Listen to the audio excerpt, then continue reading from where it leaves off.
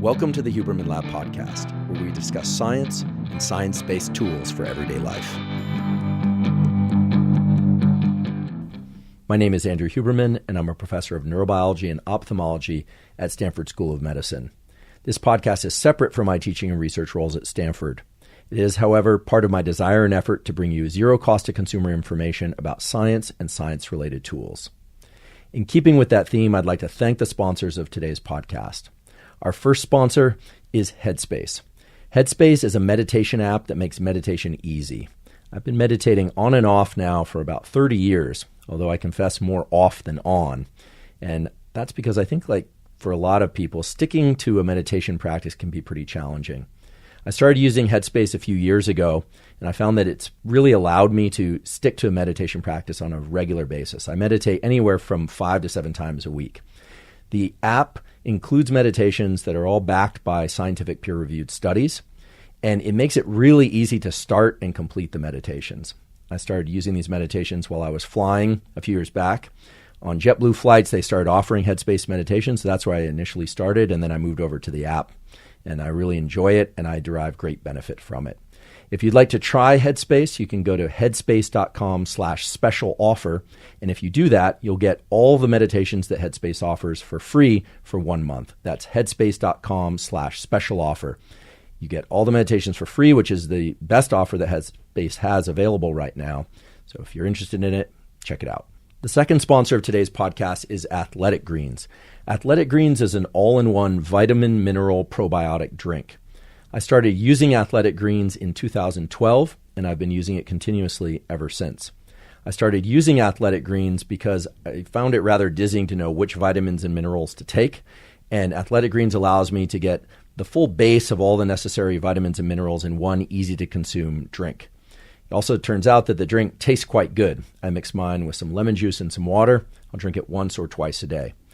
The probiotics in Athletic Greens are also important to me because there are a lot of data now supporting the fact that the gut microbiome is important for the gut-brain axis, for various aspects of cognitive function, immune function, metabolic function. There's just a huge number of things that having a healthy gut microbiome has been shown to be important for. So by taking Athletic Greens, I have that base covered as well. If you'd like to try Athletic Greens, you can go to athleticgreens.com/Huberman. And if you do that, they'll give you a year's supply of liquid vitamin D3K2. There are also a lot of data now showing that vitamin D3 is very important for a number of different biological functions. In addition, they'll give you 5 free travel packs with your order. It can be difficult to mix up powders while on the road, when in a car or, in a hotel or on a plane, etc. The travel packs make everything really clean and easy. So you'll get the year supply of vitamin D3K2 plus the 5 free travel packs if you go to athleticgreens.com/Huberman. The third sponsor of today's podcast is Made4. Made4 is a behavioral science company that makes learning positive habits and growth mindset easy. I've been involved with Made4 since the beginning as the lead of their scientific advisory. Other members of the scientific advisory include, for instance, the head of the chronobiology unit at the National Institutes of Mental Health, as well as psychiatrists from Harvard Medical School and elsewhere, all of whom are serious about science and science-related tools for developing positive habits and growth mindset. The program is a 10-month program during which each month you engage in a specific activity designed to encourage and cultivate positive habits and growth mindset. As well, we hold a monthly Zoom call during which we discuss the program, people's progress, and answer any questions they have directly. If you'd like to try Made4, you can go to getmade4.com, and if you put Huberman in at checkout, you'll get 20% off the program. That's getmade4.com, put Huberman in at checkout, and get 20% off the program. Today, we're going to talk about how to change your nervous system for the better. As you recall, your nervous system includes your brain and your spinal cord, but also all the connections that your brain and spinal cord make with the organs of your body, and all the connections that the organs of your body make with your brain and spinal cord. Now, this thing that we call the nervous system is responsible for everything we know, all our behavior, all our emotions, everything we feel about ourselves and the outside world, everything we think and believe. It's really at the center of our entire experience of life and who we are. Fortunately, in humans, unlike in other species, we can change our nervous system by taking some very specific and deliberate actions. And today we're really going to focus on the actions, the motor commands, and the aspects of movement and balance that allow us to change our nervous system. It turns out that movement and balance actually provide windows or portals into our ability to change our nervous system the way we want, even if those changes are not about learning new movements or learning how to balance. And soon you'll understand why. So today we're going to talk a lot about the basic science of neuroplasticity. I promise to not use excessive nomenclature. There'll be a little bit, but I'll try and make it as clear as possible. And we're also going to talk a lot about protocols and tools that the scientific literature points to and supports for changing our nervous system. Again, not just for sake of learning new motor movements or how to balance better, but for how to feel differently about particular experiences, both past, present, and future, as well as how to learn faster. We're not going to discuss hacks, a word I loathe. We're not going to discuss gimmicks. We're going to discuss mechanism and scientific data and the tools that those mechanisms and scientific data point to so that you can tailor your practices around learning to your specific needs and goals. So let's begin by just examining the big picture question, which is, does the brain control behavior? And my hope is that everyone is immediately thinking yes. The brain and nervous system, we really should say, because the brain is just one component of the nervous system, controls our behavior. How does it do that? Well, there are a couple different levels that it does that. First of all, if we're talking about movement, behavior generally means movement. If we're talking about movement, we have two categories of neurons that are very important to think about in the context of neuroplasticity. First of all, we have what are called lower motor neurons. These are motor neurons that live in our spinal cord. If for the aficionados out there, for those of you that might be headed to medical school or just want to learn more about the anatomy, they live in the ventral horn of the spinal cord, but that doesn't matter. If you don't want to know that, just know that you have these things called lower motor neurons. These are neurons that are in the spinal cord, but they extend a wire that we call an axon out into the peripheral nervous system, into the body, and those neurons connect with muscle. They send electrical potentials out there that allow our muscles to twitch and to contract. As a little point of fact, actually, we don't have muscle memory. There's no such thing as muscle memory. Muscles are dumb.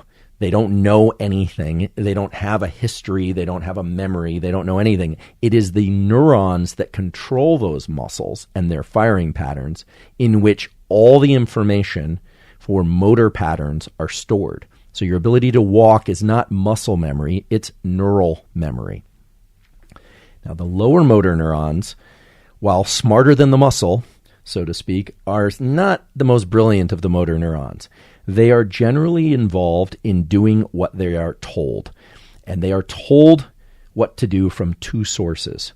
We have circuits in our brainstem, so this would be kind of around your neck, deep in the brain, that are called central pattern generators. These are sometimes called CPGs. Central pattern generators are what allow us to generate repetitive patterns of movement. So inhaling and exhaling subconsciously is controlled by a central pattern generator. That just means a collection of neurons. If you really want to know, they're called the Prebot-Singer neurons, discovered by Jack Feldman and colleagues at UCLA. These neurons in the brainstem send information down the phrenic nerve and control the diaphragm, and it goes inhale, exhale, and you don't have to think about that. You could think about it, and you could change the durations of inhales and exhales and change that up, but the motor neurons that control that are just responding to what the brain is telling it to do. The other central pattern generators include things like walking, the right limb, left limb pattern that we normally associate with walking was learned during childhood, and these central pattern generators, sometimes called CPGs, tell our lower motor neurons, fire, now you fire. So they are literally saying right, left. They are the marching orders from the brainstem to the lower motor neurons. So these lower motor neurons do what they are told. They are obedient little soldiers, and they do what they are told, and their job is to make the muscles contract at specific times. Okay, that's all simple. But then there are the upper motor neurons. the upper motor neurons actually reside in our motor cortex, way up on top of the brain. And they are involved in sending signals for deliberate action. Okay, so they send signals to the lower motor neurons, which are the effectors, the ones that actually control the muscles, but the upper motor neurons are the ones that send very specific signals. For instance, the signals that would allow you to make a cup of coffee in the morning or to deliberately engage in any kind of behavior. Now, you can probably make a cup of coffee in the morning without having to think about it too much. It's almost reflexive for you now, which means that a lot of the information about how to perform that particular movement has been passed off to circuitry that's now more or less in the brainstem and below the motor cortex. Now, why am I giving you all this detail? Well, if you want to change motor patterns, you have to know where in the circuitry changes are possible, and you ought to know where the changes are most likely to occur. You also need to know how do you signal to the brain and nervous system that a change is necessary. So let's just pause there, return to the initial question that we started with, which is, does the brain control behavior? And the answer is yes, and now you know how. It's upper motor neurons, lower motor neurons. You've got these things called central pattern generators and some connection with the muscle. So there you go. You just got basically what was the equivalent of the introduction to a college lecture on motor control in the nervous system. But the point today is all about plasticity. How can that be leveraged in order to open up this magical thing that we call plasticity in order to access changes to our emotional experience or to our belief system or to our ability to remember and use specific kinds of information for, say, math or language, etc. Well, what I'm not going to tell you is that you need to go running or you need to go biking or that simply going through motor patterns is going to open up plasticity, because I hate to tell you this, but as beneficial as exercise is, it does not open plasticity unless you do certain things. And I will tell you exactly what those certain things are today. To be clear, I think exercise is wonderful and healthy, can improve cardiovascular function, maintain strength, bone density, all that good stuff. But just working out or doing your exercise of various kinds will not change your nervous system. It will maintain it, and it can certainly improve other health metrics, but it is not going to open up the window for plasticity. The question we need to ask is, can behavior change the brain? We already agreed that the brain can change behavior, but can behavior change the brain? And the answer is yes, provided that behavior is different enough in specific ways from the behaviors that you already know how to perform. Let me repeat that. Can behavior change the brain? And the answer is yes, provided that behavior is different enough from the sorts of behaviors that you already know how to perform. And I should have added the word well, because you can't obviously perform a behavior that you don't know how to perform because you don't know how to do it yet. But there's a key element to accessing neuroplasticity that, frankly, I don't see out there in the general discussion about neuroplasticity. In the general discussion about neuroplasticity and about learning, I hear all these gimmicks about using different ways to remember lots of people's names and arranging things into their first letters and mnemonics and all this kind of stuff, which frankly to me feels really gimmicky. And I think that if you look at super learners, they tend to be people that have a process of, say, extreme memory. But people who have extreme memory generally, the literature shows us, are pretty poor at other things. So I don't think most of us are interested in walking around knowing how to remember everything. In fact, there are some interesting studies looking at humans who over-remember, and they suffer tremendously because they remember all sorts of things, like the number at the top of the receipt at the bodega that they bought a Coca-Cola 10 years ago. This is useless information for most people. They don't do well in life, really. So the goal isn't to remember everything. The goal is to be selective about your brain changes. And when we talk about brain changes, I want to highlight adaptive changes. There's a whole category of things that we're going to discuss when we talk about traumatic brain injury and dementia, a topic for a future episode, about all the things that happen when you have damage to your nervous system or you're missing neurons. But today, I really want to talk about something that I think is very near and dear to many of your hearts, which is, what are the behaviors that you can engage in to access neuroplasticity so that then you can apply that plasticity to the specific things that you want to learn or unlearn. This is very important because I don't want people to get the impression that we're really talking about learning a bunch of motor movements. You may be an athlete, you might not be an athlete. You might want to learn how to dance, you might not. You might want to learn how to dance and get better at remembering and learning languages, for instance, or at unlearning some difficult emotional experience, meaning you want to remove the emotional load from a particular memory of an experience. What we're talking about today is using behavior as a gate to enter states of mind and body that allow you to access plasticity. So let's talk about the different kinds of plasticity that are available to us, because those will point directly towards the type of protocols that we should engage in to change ourselves for the better, the so-called adaptive plasticity. There is something called representational plasticity. Representational plasticity is just your internal representation of the outside world. So you have a map of auditory space, believe it or not, meaning you have neurons that respond when something over on my right happens, like I'm snapping my fingers over to my right. Can't snap as well on my left, which is the whole thing unto itself.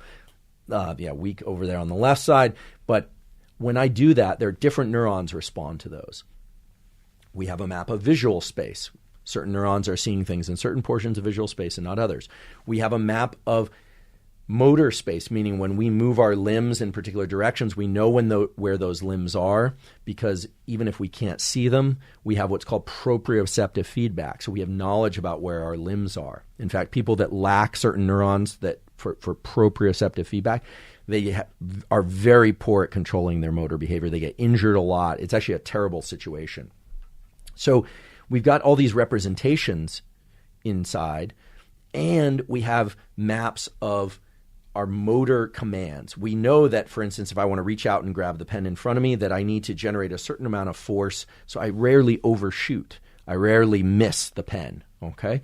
So our maps of the motor world and our maps of the sensory world are merged.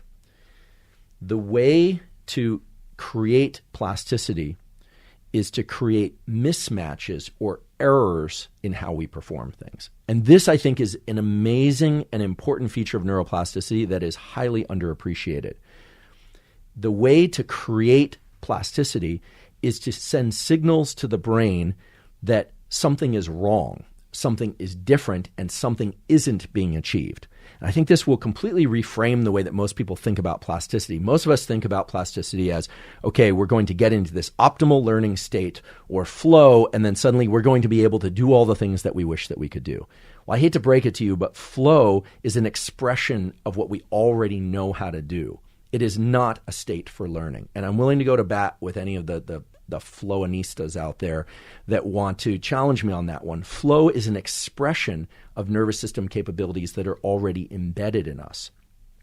Errors and making errors out of sync with what we would like to do is how our nervous system is cued through very distinct biological mechanisms that something isn't going right, and therefore certain neurochemicals are deployed that signal the neural circuits that they have to change. So let's talk about the experiments that support what I just said, because I'm about to tell you that making errors over and over and over again is the route to shaping your nervous system so that it performs better and better and better. And I'm not going to tell you that the last rep of a set where you hit failure in the gym is anything like neuroplasticity. You hear that too, that, it's pushing to that point of a cliff where you just can't function anymore. That's the signal. That's not the signal. That's a distinct neuromuscular phenomenon that bears zero resemblance to what it takes to get neuroplasticity. So let's talk about errors and making errors and why and how that triggers the release of chemicals that then allow us to not just learn the thing that we're doing in the motor sense, play the piano, dance, etc., but it also creates an environment, a milieu within the brain that allows us to then go learn how to couple or uncouple a particular emotion to an experience, or better language learning, or better mathematical learning. It's a really fundamental aspect of how we're built, and when you look at it, it's actually very straightforward. It's a series of logical steps that once you learn how to open those hatches, it becomes very straightforward to deploy. Last episode, we discussed some of the basic principles of neuroplasticity. If you didn't hear that episode, no problem. I'll just review it quickly, which is that It's a falsehood that everything that we do and experience changes our brain. The brain changes when certain neurochemicals, namely acetylcholine, epinephrine, and dopamine, are released in ways and in the specific times that allow for neural circuits to be marked for change, and then the change occurs later during sleep. I'll review that later, but basically, you need a certain cocktail of chemicals released in the brain in order for a particular behavior to reshape the way that our brain works. So the question really is, what allows those neurochemicals to be released? And last episode, it talked all about focus. If you haven't seen or heard that episode, you might want to check it out, about some specific tools and practices that can allow you to build up your capacity for focus and release certain chemicals in that cocktail. But today we're going to talk about the other chemicals in the cocktail, in particular dopamine. And we're really going to center our discussion around this issue of making errors and why making errors is actually the signal that tells the brain, okay, it's time to change, or more generally, it's time to pay attention to things so that you change. And I really want to distinguish this point really clearly, which is that I'm going to talk today a lot about motor and vestibular, meaning balance programs, but not just for learning motor commands and balance, not just for learning new motor skills and balance, but also for setting a stage or a kind of condition in your brain where you can go learn other things as well. So let's talk about some classic experiments that really nail down what's most important in this discussion about plasticity. As I mentioned last episode, and I'll just tell you right now again, the brain is incredibly plastic from about birth until about age 25. Passive experience will shape the brain just because of the way that the chemicals that are sloshing around in there and the way that the neurons are arranged and all sorts of things. The brain's job is to customize itself in response to its experience. And then somewhere about 25, it's not like the day after your 26th birthday plasticity closes, there's a kind of tapering off of plasticity, and you need different mechanisms to engage plasticity as an adult. We're mostly going to be talking about adult plasticity today, but I got a lot of questions about, well, what about if I'm younger than 25? Well, first of all, that's great. I wish I could. I wish I had a time machine, but I don't, because as I've said before, the stinger is when you're young, your brain is very plastic, but you have less control over your experience. When you're older, generally, you have more control over your experience, but your brain is less plastic. So if you're already asking the question as a 20-year-old or a 15-year-old, what can I do now that's really going to enhance my brain? I guess the simple question would would be an aside, which would be get the broadest education you can possible. That means math, chemistry, physics, literature, music, learn how to play an instrument. I'm saying that because I wish I had, etc. Get a broad training in a number of things and find the thing that really captures your passion and excitement, and then put a ton of additional effort there. That's what I recommend, including emotional development. Maybe a topic for a future episode. But if you are an adult or if you are a young person, knowing how to tap into these plasticity mechanisms is very powerful. You need these chemicals deployed in the nervous system in order to mark whatever nerve cells happen to be firing in the time afterward for change. And people are obsessed with asking, what supplements, what drugs, what conditions, what machines will allow for that. But there's a natural set of conditions that allow for that. When we came into this world, we learned to take our different maps of experience, our motor maps, our auditory maps, our visual maps, and to link them. We align those maps. The simplest example is the one I gave before. If I hear something off to my right, like a click like that, it could come from my finger snapping, or it could come from something generated by somebody else or something else to my right. I look to my right. If I hear it on the left, I look to my left. If I hear it right in front of me, I keep looking right in front of me. And if I hear it behind me, I turn around. And that's because our maps of visual space and our maps of auditory space and our maps of motor space are aligned to one another in perfect register. It's an incredible feature of our nervous system. It takes place in a structure called the superior colliculus, although you don't need to know that name. Superior colliculus has layers, literally stacks of neurons like in a sandwich, where the 0 point right in front of me, or maybe 10 or 15 degrees off to my right or 10 or 15 degrees off to my left, are aligned so that the auditory neurons, the ones that care about sounds at 15 degrees to my right sit directly below the neurons that look at 15 degrees to my right in my visual system. And when I reach over to this direction, there's a signal that's sent down through those layers that says 15 degrees off to the right is the direction to look, it's the direction to listen, and it's the direction to move if I need to move. So there's an alignment. And this is really powerful, and this is what allows us to move through space and function in our lives in a really fluid way. It's set up during development, but there have been some important experiments that have revealed that these maps are plastic, meaning they can shift. They're subject to neuroplasticity, and there are specific rules that allow us to shift them. So here's the key experiment. The key experiment was done by a colleague of mine who's now retired, but whose work is absolutely fundamental in the field of neuroplasticity, Eric Knudsen.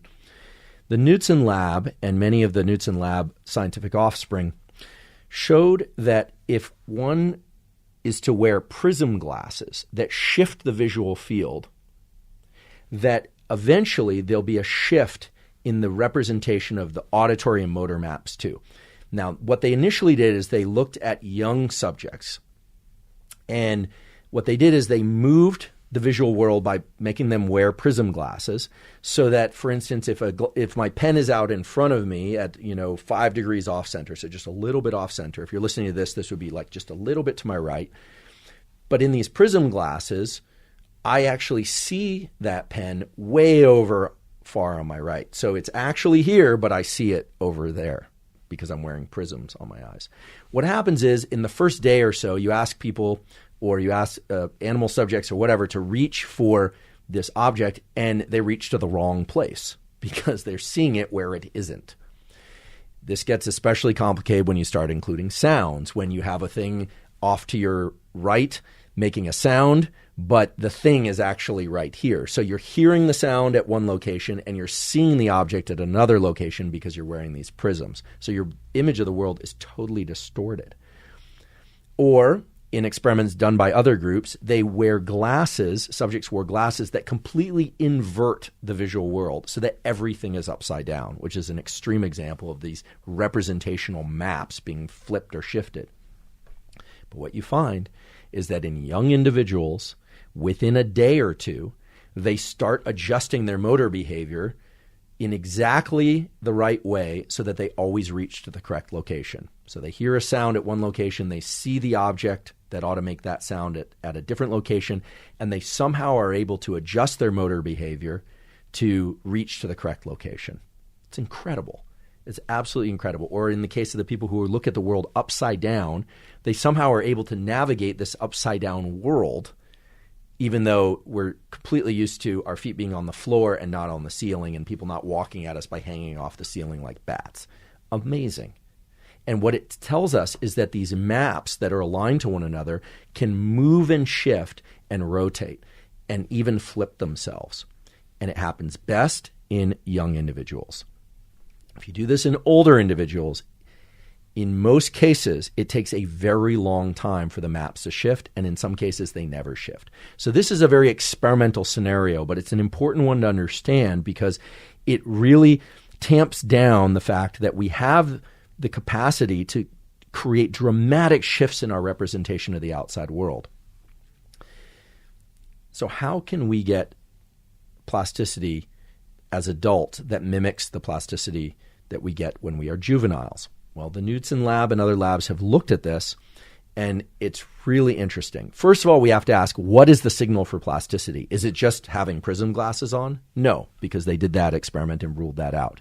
Is it just the fact that the visual thing is appears to be far over to my right when in fact it's right in front of me? No. The signal that generates the plasticity is the making of errors.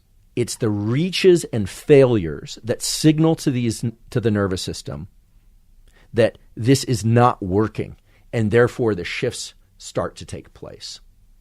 And this is so fundamentally important because I think most people think, oh, well, practice is going to be, I have to access beginner's mind, which is a great concept, actually. It's about approaching things expecting to make errors, which is great. I think I am a believer in beginner's mind. But people understandably get frustrated, like they're trying to learn a piece on the piano and they don't know how, they can't do it, or they're trying to write a piece of code, or they're trying to access some sort of motor behavior and they can't do it.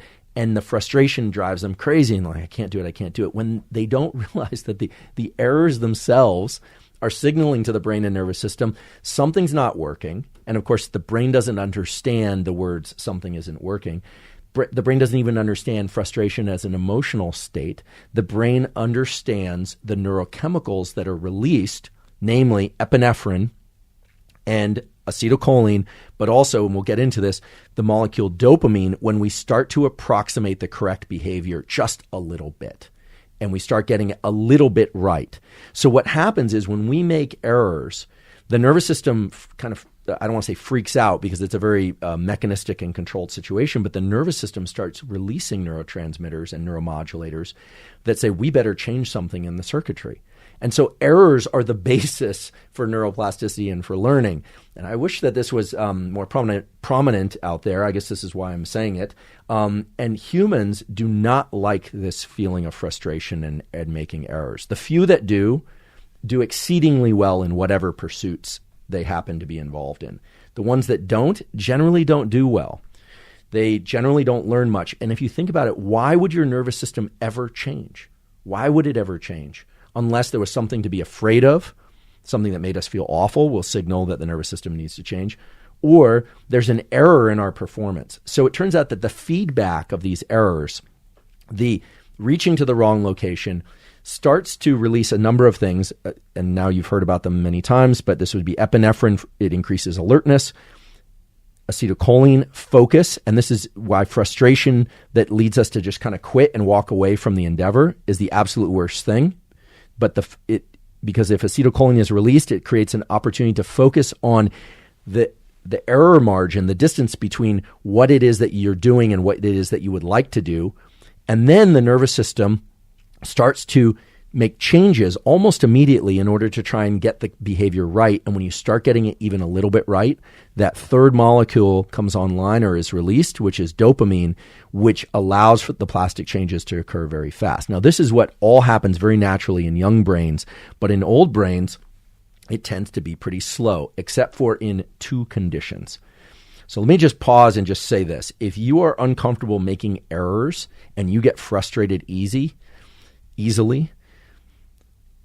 if you leverage that frustration toward drilling deeper into the endeavor, you are setting yourself up for a terrific set of plasticity mechanisms to engage. But if you take that frustration and you walk away from the endeavor, you are essentially setting up plasticity to rewire you according to what happens afterwards, which is generally feeling pretty miserable.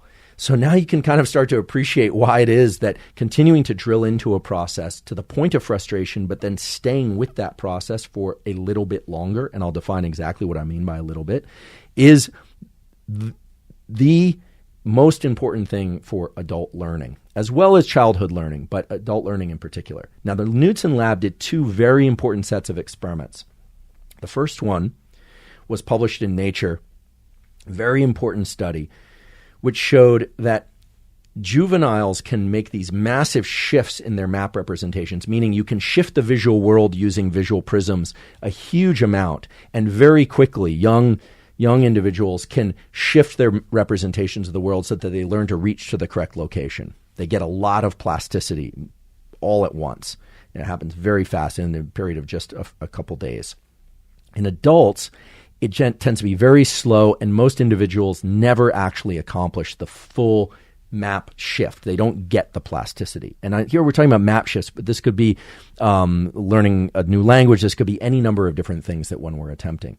So what we're saying is what I already said before, which is that we learn very well as youngsters, but not as adults after 25. But then what they did is they started making the increment of change smaller. So instead of shifting the world a huge amount by putting prisms that shifted the visual world, all the way over to the right, they did this incrementally. So first they put on prisms that shifted it just a little bit, just like 7 degrees, I believe was the exact number. And then it was 14 degrees. And then it was 28 degrees. And so what they found was that the adult nervous system can tolerate smaller and smaller errors over time, but that you can stack those errors so that you can get a lot of plasticity. Put simply, incremental learning as an adult is absolutely essential. You are not going to get massive shifts in your representations of the outside world. So how do you make small errors as opposed to big errors? Well, the key is smaller bouts of focused learning for smaller bits of information. It's a mistake to try and learn a lot of information in one learning bout as an adult. What these papers from the Knudsen lab show, and what others have gone on to show, is that the adult nervous system is fully capable of engaging in a huge amount of plasticity, but you need to do it in smaller increments per learning epoch or per learning episode. So how would you do this? Well, let's say, for instance, I'm terrible at free throws. So let's say I wanted to learn free throws. I'm 45 years old, so I'm well past the 25 and under mark. I'm going to make errors. I'm going to make a lot of errors. If I go into learning free throws knowing that errors are the gate to plasticity, well, then I feel a little bit better, but I still have to aim for the rim of the basket or the net, basically, showing how little I know about basketball. But I think I know the general themes around basketball. It involves a net, a backboard, and a ball, of course. So I go to the free throw line and I'll throw. How long should I go? Well, until I'm hitting the point of frustration. And at that point, continuing probably for anywhere from 10 to 100 more trials should be my limit, right? That should be my limit if I want to improve some specific aspect of the motor behavior. And so the question then is, what should I be paying attention to? What should I be focusing on? Well, obviously trying to get the ball into the basket. But the beauty of motor learning is that the circuits for auditory and visual and motor more or less teach themselves. I don't necessarily have to be paying attention to, exactly what, the contact of my fingers with the ball or some random feature like whether or not I'm bending my knees or not. The key is to try a number of different parameters until I start to approximate the behavior that I want to get a little bit better, and then trying to get consistent about that.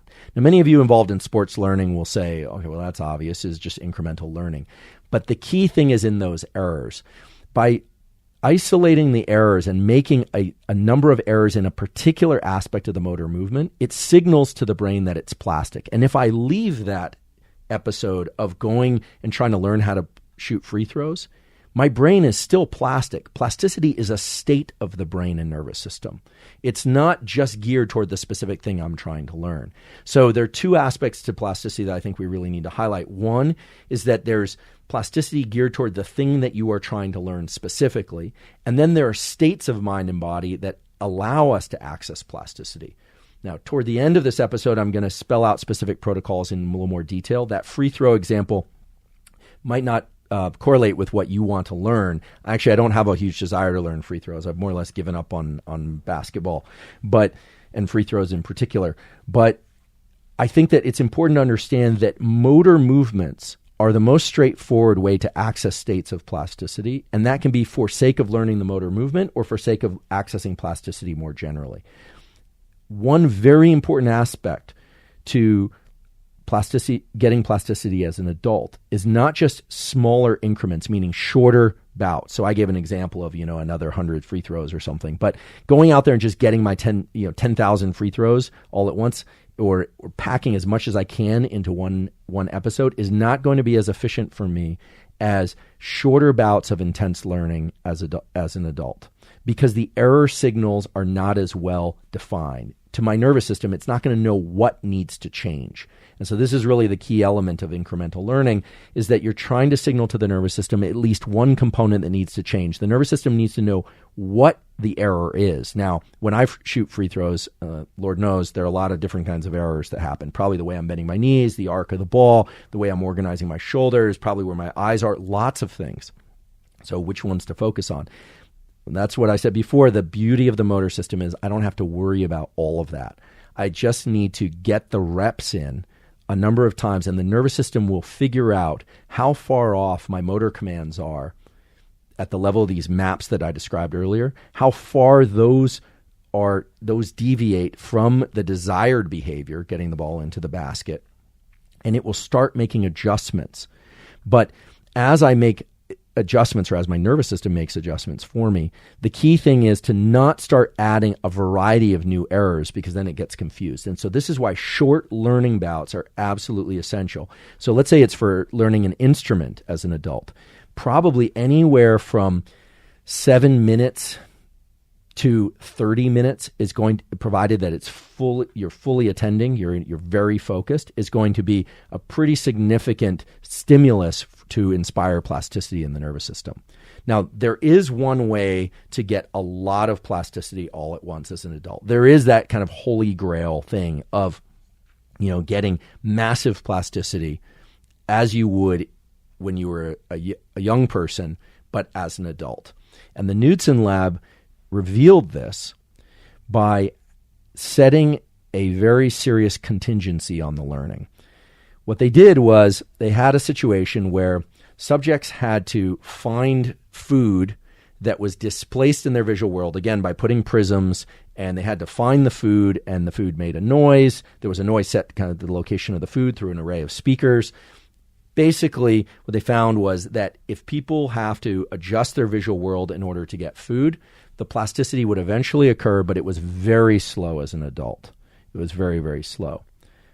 Unless they actually had to hunt that food. They actually, in order to eat at all, they needed plasticity. And then what happened was remarkable. What they observed is that the plasticity as an adult can be as dramatic, as robust as it is in a young person or in a young animal subject, provided that there's a serious incentive for the plasticity to occur. And this is absolutely important to understand, which is that how badly we need or want the plasticity determines how fast that plasticity will arrive, which is incredible because the brain is just neurons and soup of chemicals. But this means that the importance of something, how important something is to us, actually gates the rate of plasticity and the magnitude of plasticity. And this is why just passively going through most things, going through the motions, as we say, or just getting our reps in, quote unquote, is not sufficient to get the nervous system to change. This study, a beautiful study, published in the Journal of Neuroscience, shows that if we actually have to accomplish something in order to eat or in order to get our ration of income, we will reshape our nervous system very, very quickly. So the nervous system has a capacity, to change at a tremendous rate to an enormous degree at any stage of life, provided it's important enough that happen. And I think some of you might be saying, well, duh, that's obvious. If it's really crucial, then of course it's going to change faster. But it didn't have to be that way. And for most people who are trying to learn how to learn faster or learn better, they probably, in most cases, they are hitting a limit because the need to change is not crucial enough. And I think there are a number of places where this has important relevance in the people who are battling addiction, for instance. I will be the first to say that, I sympathize with the fact that addictions have a biological component. There's clearly cases where people struggle tremendously to change their behavior, and their nervous system, in some cases, is so disrupted by whatever substance they've been abusing or behavior that they've been engaging in that it's that much harder for them to change. But we've also seen incredible examples where when people have to change from an internal standpoint, from their own belief and desire to change, that massive change is possible. And so I think that the studies that Knudsen did showing that incremental learning can create a huge degree of plasticity as an adult, as well as when the contingency is very high, meaning we need to eat or we need to make an income or we need to do something that's vitally important for us, that plasticity can happen in these enormous leaps, just like they can in adolescence and young adulthood. That points to the fact that it has to be a neurochemical system. There has to be an underlying mechanism, right? This wasn't a case of sticking a wire into the brain or taking a particular drug. All the chemicals that we're about to talk about are released from drug stores, if you will, chemical stores that already reside in all of our brains. And the key is how to tap into those stores. And so we're going to next talk about what are the specific behaviors that liberate particular categories of chemicals that allow us to make the most of incremental learning and that set the stage for plasticity that is similar enough or mimics these high contingency states, like the need to get food, or really create a sense of internal urgency, chemical urgency, if you will. If you've heard previous episodes of this podcast, you may have heard me talk about ultradian rhythms, which are these 90-minute rhythms that break up our 24-hour day.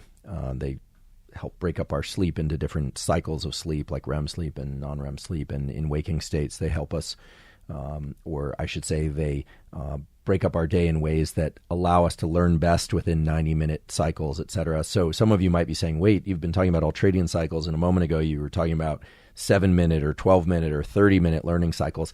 Today we're really talking about how to tap into plasticity through the completion of a task or working towards something repetitively and making errors. And so just to frame this in the context of the ultradian cycle, you might sit down, decide that you're going to learn conversational French, which would mean that you probably don't already speak French. So you're going to sit down, you're going to decide you're going to learn some nouns and some verbs. You might do some practice sets. The ultradian cycle says that for the first 5 to 10 minutes of doing that, your mind is going to drift and your focus will probably kick in, provided that you're restricting your visual world to just the material in front of you, something we talked about last episode, somewhere around the 10 or 15 minute mark. And then at best, you're probably going to get about an hour of deliberate kind of tunnel vision learning in there. Your mind will drift. And then toward the end of that, what is now an hour and 10 or hour and 20 minute cycle, your brain will start to flicker in and out. You might start thinking about what you need to eat or the fact that you have to use the bathroom or something. And then by the 90 minutes, it's probably time to just stop the learning bout and go do something else. Maybe return for a second learning bout later, but maybe take a nap afterwards or something to enhance the learning. But that it's going to happen within about a 90-minute block. You're going to go through that cycle of learning. But when I refer to the 7 or 12 or 30 minutes of making errors, what I mean is when you're really in a mode of repeating errors, not deliberately. You're trying your best to accomplish something and you're failing. You're absolutely failing. You're trying to remember, say, the sign language alphabet. I was trying to teach myself this recently, and then I kept repeating and then get to a certain point where I kept making errors. You want to keep making errors for this period of time that I'm saying will last anywhere for about 7 to 30 minutes. It is exceedingly frustrating, but that frustration, it liberates the chemical cues that signal that plasticity needs to happen, and they also signal the particular neurons that are active. So in the case of sign language, it might be the ones that control my hand movements, as well as me thinking about what the different letters are. It's signaling different components within the networks between the brain and body, and it's trying to figure out, wait, where are these errors coming from? Where are the errors coming from? It's those neurons. They're making the mistakes. And it essentially highlights that pathway for change. And it is the case that when we come back a day or two later in a learning bout after a nap or a night or two of deep rest, then what we find is that we can remember certain things and the motor pathways work. And we don't always get it perfectly, but we get a lot of it right, whereas we got it wrong before. So that 7 to 30 minute intense learning bout is within the ultradian cycle. And I want to be clear about that. And some people can tolerate many of these per day. Most people can only tolerate 1 or 2, maybe 3. This is intense work. If shooting free throws, you could probably do it all day. But what I'm talking about is really trying to accelerate plasticity by having a period of this 7 to 30 minutes per learning bout that is specifically about making errors. I want to really underscore that. And it's not about, as I mentioned before, coming up with some little hack or trick or something of that sort. It's really about trying to cue the nervous system that something needs to change, because otherwise it simply won't change. Now, there's another aspect to learning, I think it's only fair to mention, which is that we can all learn very easily when there's something very bad happens to us. And I don't wish this on anyone, But it is the case that if something really terrible happens, that we will have a lifetime memory for that event. There are processes that allow us to uncouple the emotional load of that event. I talked about some of those a few episodes back, the episode on dreams, trauma, and hallucinations, and we're going to return to trauma release, PTSD, and some of those other themes in a future episode. But the reason why negative experiences can be wired into us so quickly is because our nervous system's main job is to keep us safe. But at a deeper level, it's because negative experiences cue us to the fact that whatever's happening that's really bad is very different than the other things that tend to happen before. So most of our experience doesn't remap us, but those negative experiences deploy high levels of norepinephrine, high levels of acetylcholine, and really make so that whatever it is that we experience in that bad episode is essentially queued up, and so we're on the lookout for it. And this has a number of negative effects, but in terms of psychological and emotional effects, but it is really a process designed to keep us safe. The other ways in which we can learn more quickly, besides just making errors, is when something really surprises us. And if we're positively surprised by something, or we are just flooded with this molecule dopamine, then there's a great opportunity for plasticity. Dopamine is a molecule that's almost always associated with pleasure and with the accomplishment of a particular goal, but it's really also a molecule of motivation. It's a molecule that is released inside of us when we think we're on the right path. And it does have a capacity to increase neuroplasticity, motivation, etc. It's released in response to a number of natural behaviors just that help with the progression of ours and other species, things like food, sex, in some sense, social connection, although that's more serotonin, and serotonin doesn't have the same effects on plasticity, quite the same. We'll talk about a few later. But dopamine is when we think we're on the right path toward an external goal, a little bit is released, and it tends to give us more motivation toward that goal. I think everyone could stand to enhance the rate of learning by doing the following. Learn to attach dopamine in a subjective way to this process of making errors, because that's really combining two modes of plasticity in ways that together can accelerate the plasticity. So earlier I talked about making errors and having a focused bout of learning that includes making a lot of errors inside of that learning bout. That is going to be frustrating, but the frustration itself is the cue, and epinephrine will be very high under those conditions. But if you can just subjectively associate that experience with something good, and that you want to continue down that path as opposed to quitting when you hit the point of frustration, well, then you now start to create a synergy between the dopamine that's released when we subjectively think something is good or tell ourselves something is good, and that situation of making failures. In other words, making failures, failing repetitively, provided we're engaged in a very specific set of behaviors when we do it, as well as telling ourselves that those failures are good for learning and good for us, creates an outsized effect on the rate of plasticity. It accelerates plasticity. Now, some of you might be asking, and I get asked a lot, well, how do I get dopamine to be released? Can I just tell myself that something is good when it's bad? Well, actually, yes. Believe it or not. The thing about dopamine is it's highly subjective. What's funny to one person is not necessarily funny to the next. So it has to have some sense of authenticity for you. But if you really want to be learning the thing that you're trying to learn, that should be reason enough to tell yourself, well, I'm frustrated, but the frustration is the source of accelerated learning.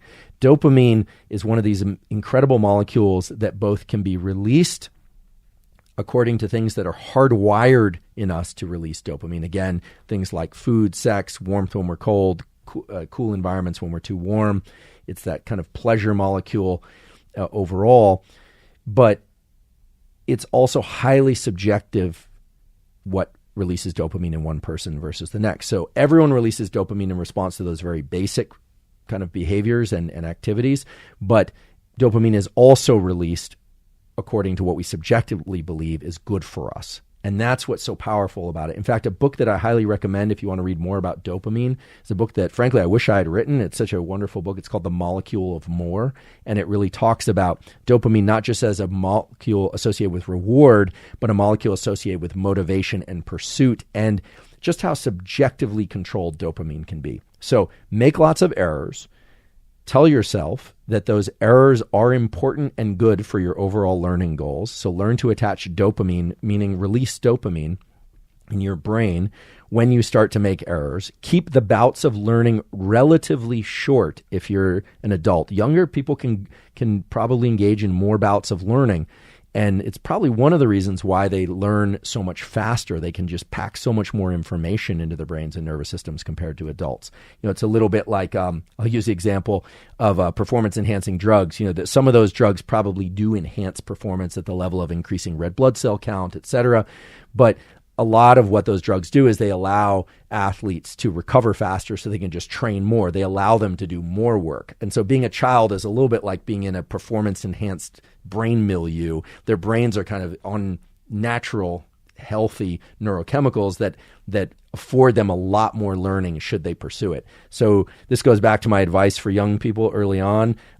If you're young, what should you do? Learn as much as you can about as many things as you possibly can. And I suggest specializing in something. I guess I'm not in a position to give anyone direct advice, but I would say hopefully by about age 30, hopefully younger, you have some sense of what excites you and try and get really good at that thing, provided it serves the world for better.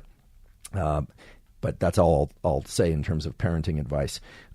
It's not my place, but maybe sometime I'll have an episode completely devoted to sort of youth and learning in youth.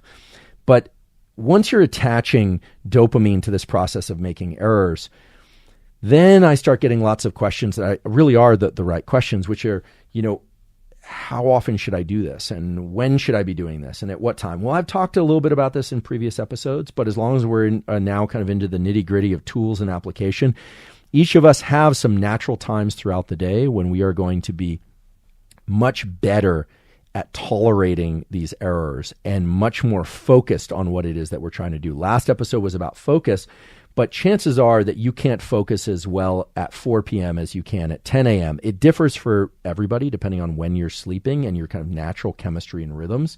But find the time or times of day when you naturally have the highest mental acuity, and that's really when you want to engage in these learning bouts.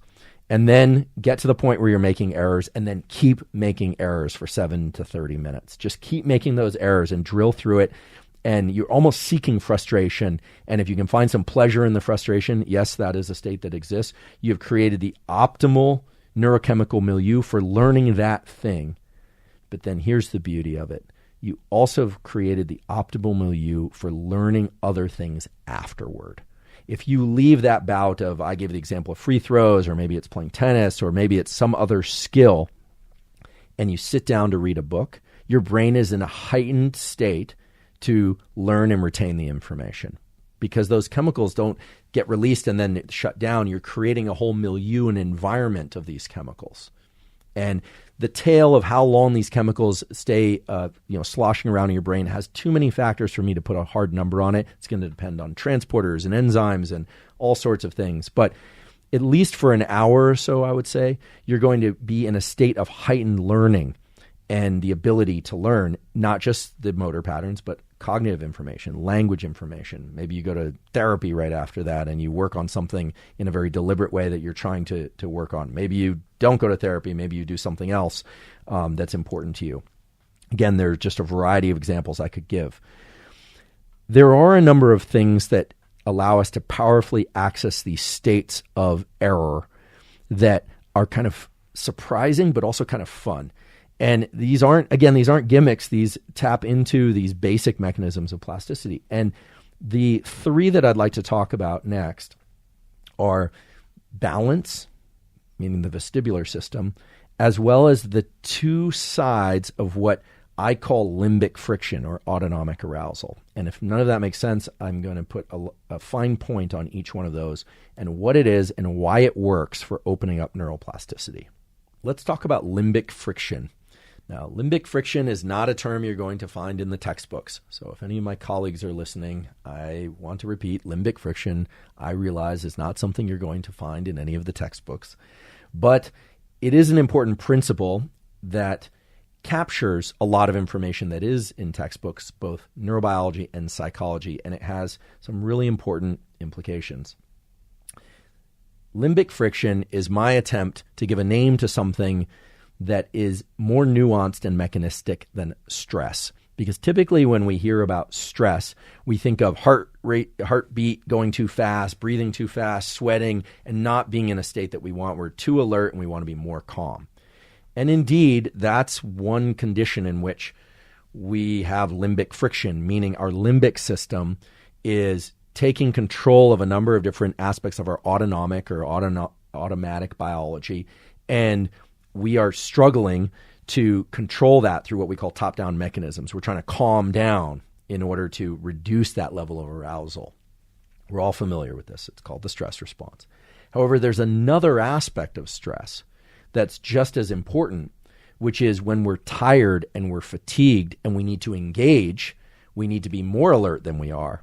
And so what I call limbic friction is really designed to describe the fact that when our autonomic nervous system isn't where we want it, meaning we're trying to be more alert or we're trying to be less alert, both of those feel stressful to people. So the other way to put it is that the word stress is not a very good word to describe what most people experience as stressful, because it can either be being too tired or being too alert. Now, why am I bringing this up in a discussion about neuroplasticity? This is not a discussion about stress. At some point, we will talk about stress and tools to deal with stress. But the reason I'm bringing this up is that in order to access neuroplasticity, you need these components of focus. You need the component of attaching subjective reward. You need to make errors, all this stuff. And a lot of people find it difficult to just get into the overall state to access those things. So now there's a series of gates that people are having a hard time accessing. They're too tired and they can't focus, for instance. Well, here's the beauty of it. If you are too alert, meaning you're too, anxious, and you want to calm down in order to learn better, there are things that you can do. The two that I've spoken about previously on various podcasts, and I'll just review them really quickly, are the double inhale exhale. So inhaling twice through the nose and exhaling once through the mouth. This is not some yogic trick or some hack. This is what's called a physiological sigh. It offloads carbon dioxide from the lungs. It has a number of different effects. These were described in textbooks dating back to the 30s, and a number of laboratories have explored the neural circuitry underlying these so-called physiological sighs. That will calm you down faster than anything else that I'm aware of. The other thing is starting to remove your tunnel vision. When you use tunnel vision, you're very focused. That epinephrine is released by dilating your field of gaze, so-called panoramic vision. Great. So now you can start to sort of move up and down this level of autonomic arousal.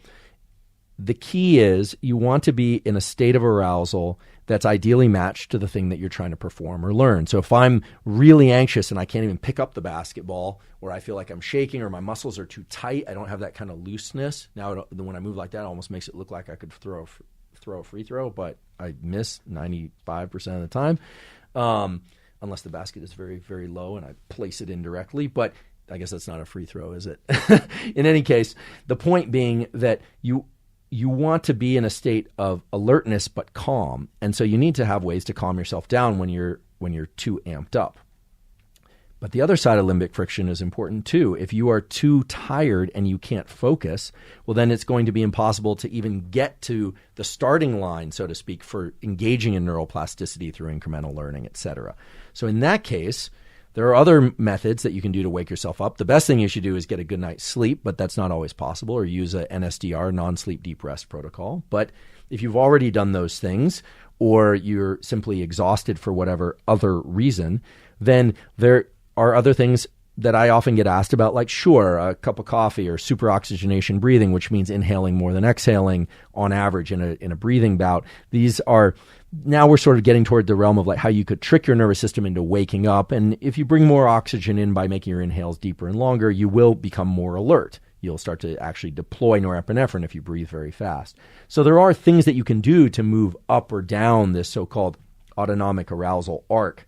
And what you want to ask before you undergo any learning bout is, how much limbic friction am I experiencing? Am I too alert and I want to be calmer? Or am I too calm and too sleepy and I want to be more alert? You're going to need to engage in behaviors that bring you to the starting line in order to learn. There are other things that you can do in order to then learn better and faster besides incremental learning, and those center on the vestibular system. And this may come as a surprise to some people, but probably not as a surprise to some of you whose professions or whose recreation involves a lot of motor activity and sort of what we call high dimensional skill activity, not just running or cycling or very linear activities like weightlifting, but things that involve inversions and a lot of lateral movement, actual sports, jumping, diving, rolling, these kinds of things, gymnastics type stuff. Why the vestibular system to access neuroplasticity? Well, we have a hardwired system for balance. And here's how it works in as simple terms as I can possibly come up with. As we move through space, or even if we're stationary, there are really three main planes of movement. Now, I realize some people are just listening to this, so I'm going to do this for both the folks that are just listening and for those of you that are watching on video. So there are three main modes of movement, and it turns out that your brain doesn't really know where your body is except when through that proprioceptive feedback. The main way it knows is through three planes of movement that we call pitch, which is like nodding. So if I nod like this, that's pitch.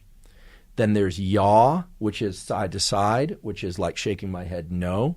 And then there's roll from side to side, like when a puppy looks at you like that kind of thing. Okay? So pitch, yaw, and roll. And the pilots out there will know exactly what I'm talking about. The brain knows the orientation and position of your body relative to gravity, depending on whether or not your brain is and your head actually is engaging more in pitch, yaw, or roll, or some combination. Because if I lean down like so, or like so, it's a combination of pitch, yaw, and roll. Now, you might say, like, what is going on here? Well, we have these little things in our inner ear called the semicircular canals. Just like our eyes have two main functions, one is to see objects in space, and the other is to set our circadian clocks through subconscious mechanisms. Our ears have two main roles. One is to hear, right, to perceive sound waves or take in sound waves for perception, so-called hearing. And the other is balance or vestibular function. So sitting in our ears are these semicircular canals, and they're these little tubes where these little stones, they're actually little bits of calcium, roll back and forth like little marbles. When we roll this way, they roll this way. When we pitch, when we go from side to side, there's some that sit flat like this, and they go like marbles inside of a hula hoop. And then we have roll. There's some that are kind of at 45 degrees to those, and it's kind of pitch, yaw, and roll. So, okay, great. That sends signals to the rest of our brain and body that tell us how to compensate for shifts relative to gravity. I say, okay, wait, I thought we were talking about plasticity, but this is where it gets really, really cool. Errors in vestibular motor sensory experience, meaning when we are off balance and we have to compensate by looking at, thinking about, or responding to the world differently, cause an area of our brain called the cerebellum. It actually means mini brain, and it looks like a little mini brain like tucked below our cortex in the back, cause the cerebellum to signal some of these deeper brain centers that release dopamine, norepinephrine, and acetylcholine. And that's because these circuits in the inner ear, etc., and the cerebellum, they were designed to recalibrate our motor movements when our relationship to gravity changes, something fundamental to survival. We can't afford to be falling down all the time or missing things that we grab for or running in the wrong direction when something is pursuing us. These are hardwired circuits that tap right into these chemical pathways. And those chemical pathways are the gates to plasticity. So I really want to spell this out clearly because I've given a lot of information today. The first thing is, how are you arriving to the learning bout? You need to make sure your level of autonomic arousal is correct. The ideal state is going to be clear, calm, and focused, maybe a little bit more on the arousal level, like heightened arousal. So understand limbic friction. Understand that you can be too tired, in which case you're going to need to get yourself more alert, or you can be too alert and you're going to need to get yourself calmer. That gets you to the starting line. When you're at the starting line, then you're going to go into a learning bout, and that's when you want to start making these errors. Okay? But what I'm saying is there's a layer in between where if you are interested in using motor patterns as a way to open up plasticity for all kinds of learning, not just motor learning, disrupting your vestibular motor relationship, meaning, and I'll tell you how to do that in a moment, can deploy or release neurochemicals in the brain that place you into a state that makes you much better at learning and makes making errors much more pleasurable. You're much more willing to do that. Now, some of you are probably saying flow state, flow state. Okay, I have friends that work on flow states and who are involved in flow states and trying to figure out what they are. I have great respect for those people. So I want to, tip my hat to them. Very, very important work. But again, flow is an expression of what you already know how to do. It's not how you learn. It's how you express what you've already learned.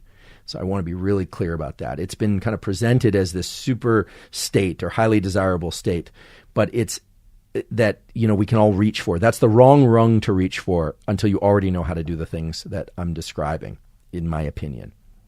So the vestibular system, if you can engage the vestibular system and create some errors within the vestibular motor operations that you're carrying out, you create a neurochemical state that then makes you very, very good at learning very quickly, regardless of age.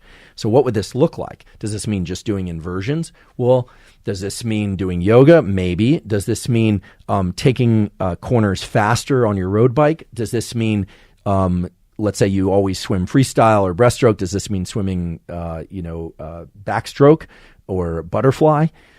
It depends. It depends, however, on a very easy to understand parameter, which is how regularly you perform a particular motor behavior and how novel a behavior is. So the more novel that a behavior is in terms of your relationship to gravity, the more it will open up the opportunity for plasticity. Have you ever seen somebody who just jumped out of the plane for the first time, with a parachute? I don't even want to think about if you've just seen somebody who jumped out of a plane for the first time without a parachute, I would just hope the plane was on the ground. But if you've seen somebody after that, they are in this incredible state because their body and brain are flooded with all these neurochemicals because it's very novel to them. However, I've got friends from communities that have done thousands upon thousands, maybe tens of thousands of jumps, and they're always alert and aware, but it becomes pretty regular for them. That's the point. And they're not in this kind of buzzed out, excited state afterwards because it's routine for them.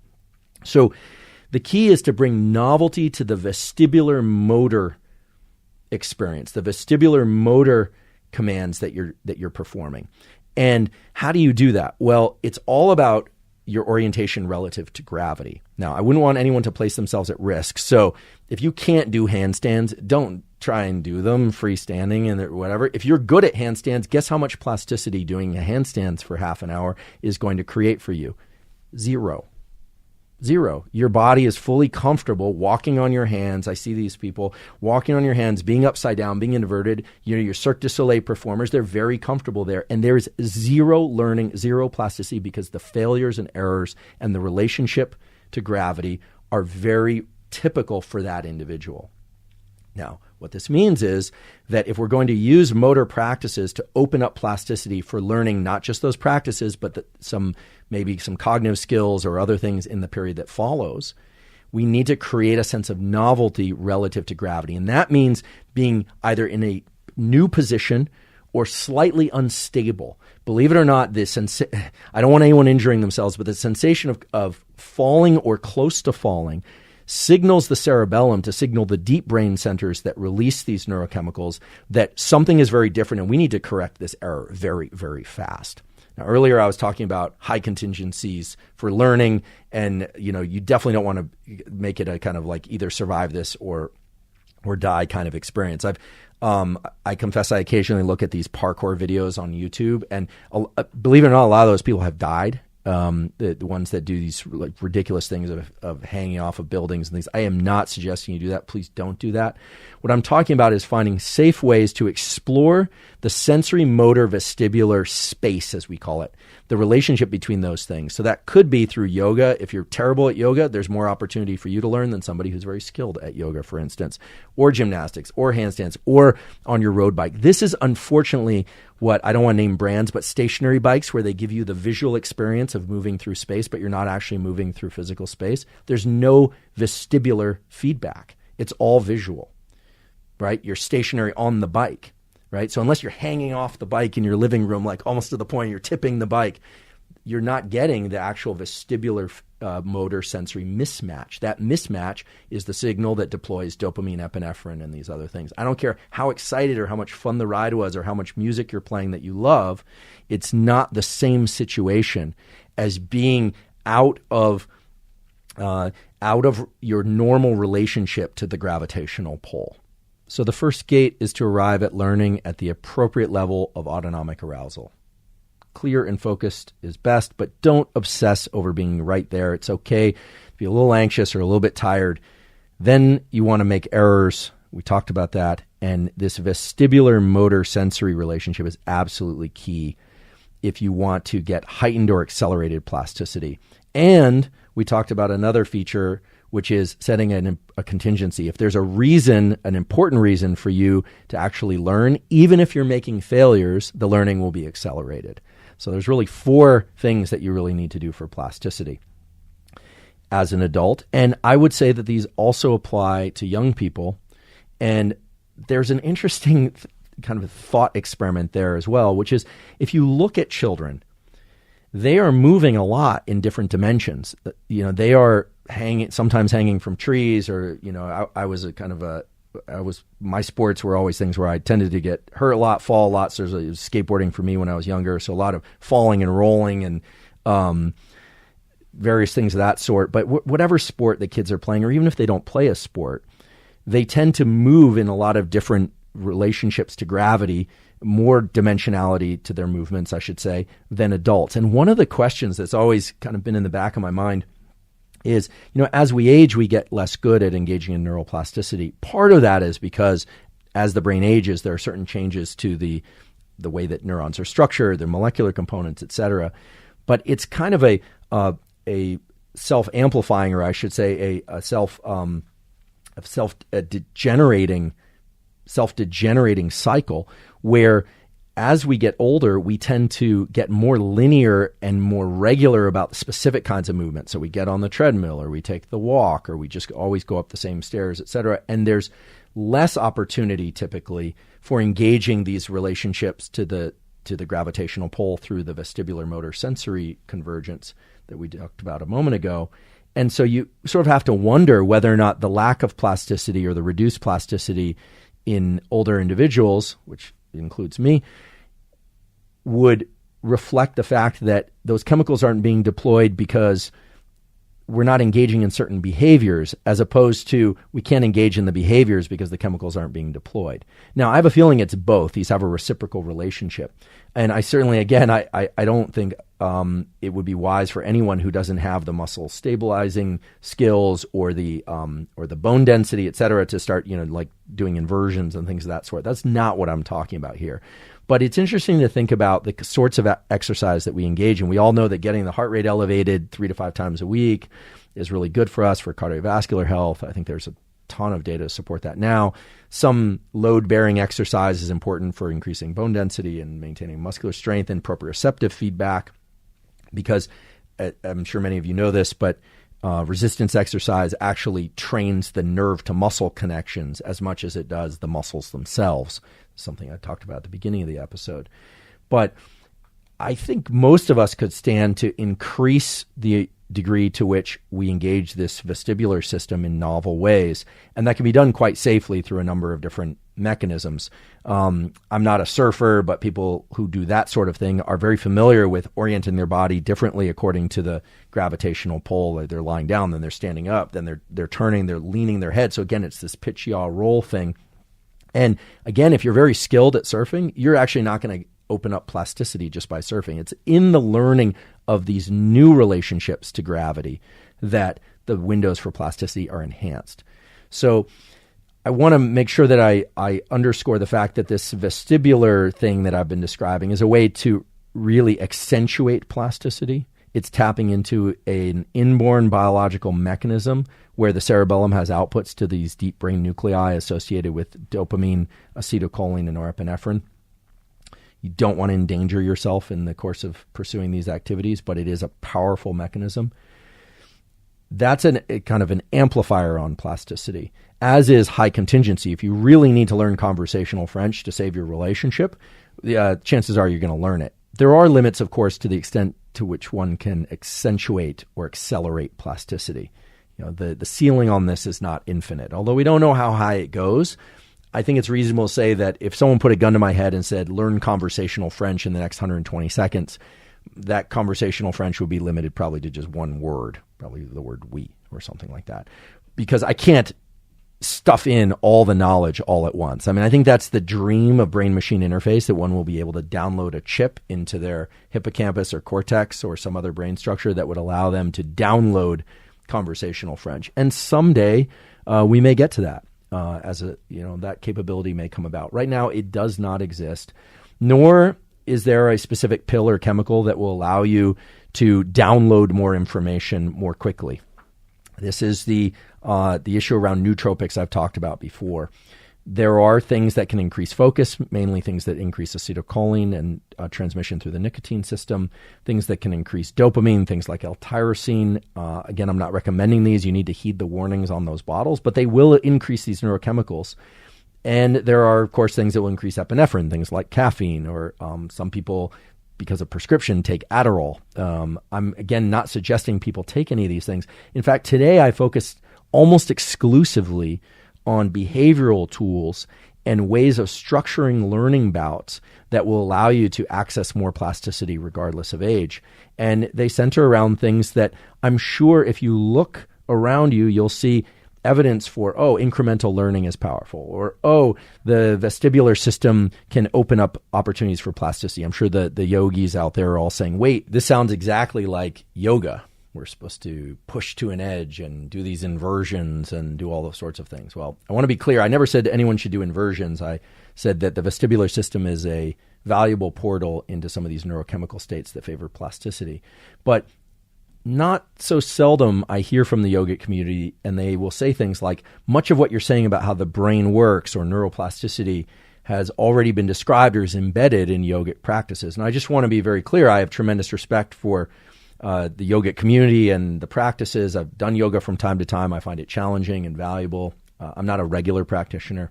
But the problem with yoga is exactly the same problem with science, which is that yoga has a lot of practices for which there are very specific names, but no description or lending of understanding about mechanism.